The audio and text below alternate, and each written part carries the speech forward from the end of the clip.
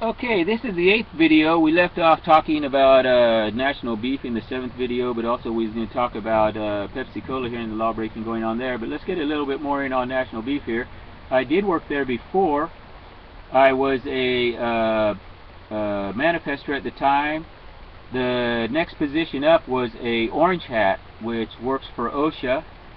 And although they get paid by national beef, from the way I understand it, that they're also working for an outside agency.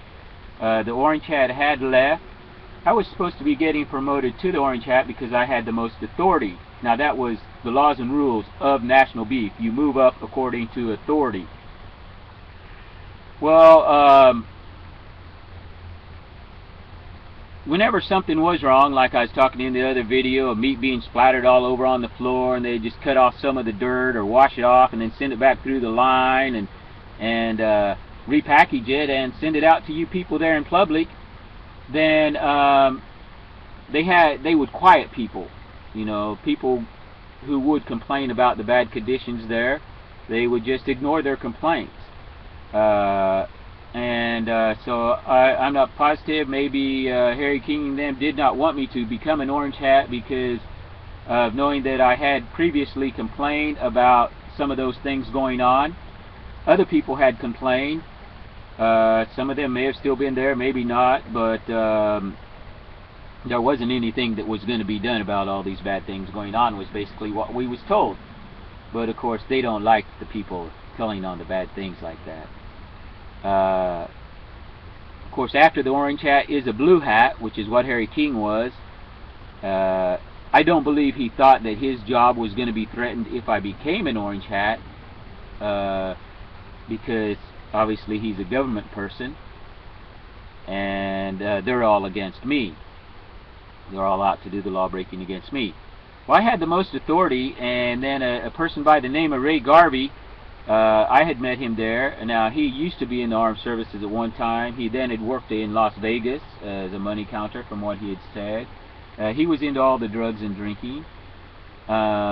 People may say that we was friends because we did rent a place together, but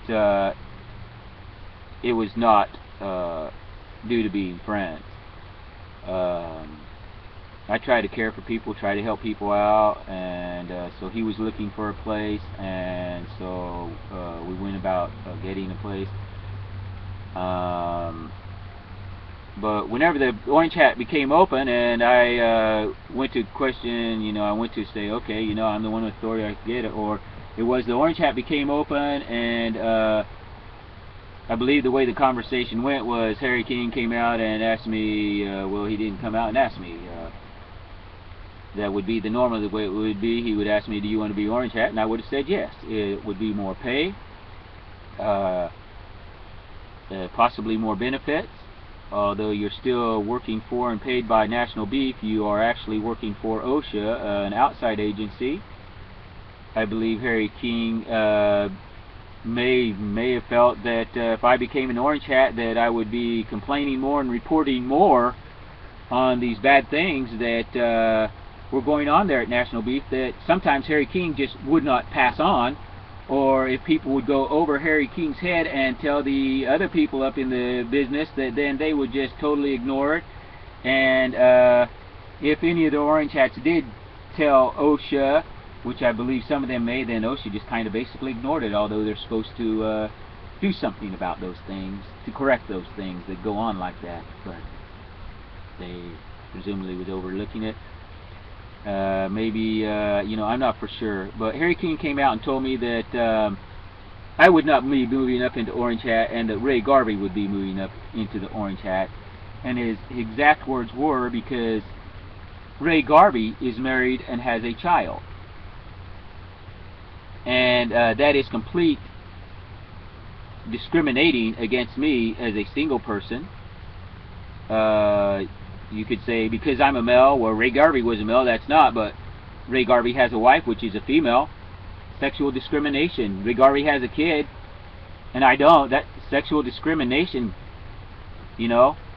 Also because of it being because Ray Garvey would not tell on the law breaking going on up to the further officials nor complain about it, because of him and Harry King, the buddy-buddy armies. keeping things quiet about the going on illegally, that it would also be because of the illegal behavior and because of me and going to report such things. So then shortly after that, I was actually basically told, "You're fired, you quit." I mean, to cover up their law breaking. So okay, now we're gonna go on. We are moving on now to speak about Pepsi. There at Pepsi, it was almost the same thing. All the people were into drugs and drinking and all this. I started out in advertising. Of course, there you also move up by seniority. So whenever the next truck driving job, where you deliver the soda, the Pepsi products to the stores, becomes open, then the advertising position that I was in would be moving up into that truck driving delivery job according to authority for the longest amount of time you had been working there. Now then, Marge Taylor, who we talked about earlier in some other videos, she was the secretary there, and so she did, because we are cousins, she did come and tell me the truth before it even did happen. She came and told me that Van Calven told her that because his nephew, who was living in his house, who is into drugs, and of course Van Calven and all them are into drinking, but because he wants his nephew to get the higher paying job. Now you're talking about, well, my job paid me, if I worked a 40 or 48 hour week, I would get paid about $125. Now the truck driver delivery person's job, he would work a 40 or 48 hour week, and he would be getting $250 to $300 or more. The $300 or more would be during the holidays, Thanksgiving, Christmas, New Year's, and that was on a weekly basis. Now Van Calven supposedly had mentioned to her, and of course she had sex with everybody. I believe she had sex with everybody that worked there, possibly even Van Calven, although he was married, because the other workers talked about it. She was fucking sexually with all of them. And she had worked there for quite some time, I believe, as their secretary. But Van Calven had mentioned to her that because he wanted his nephew to move up into that higher paying position, which of course, whenever I left, then supposedly his nephew would move up into my job and then get the job. I mean, the turnover in those jobs may not happen for a long time, or may happen faster. It depends upon what happens to the other people or what's going on with the other people.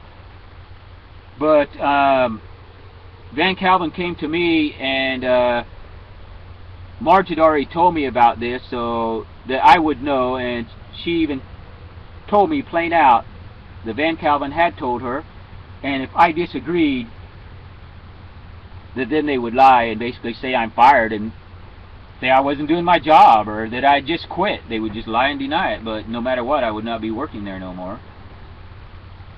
And Van Calven then, I don't know if he thought Marge would tell me or not, but he came to me and he said, Jimmy, although you're supposed to move up into the truck driving job, I'm going to pass it on to the next person, because I do not believe the next person could do such a good job as you do in the advertising. Now, he worded it that way to try to make me think, wow, that is good, huh? I'm doing a good job. No, he worded it that way, you know, to try to make it look like if I say, no, I would really like to take that promotion and I have the authority, that then, you know, of course, you know, his attitude would change.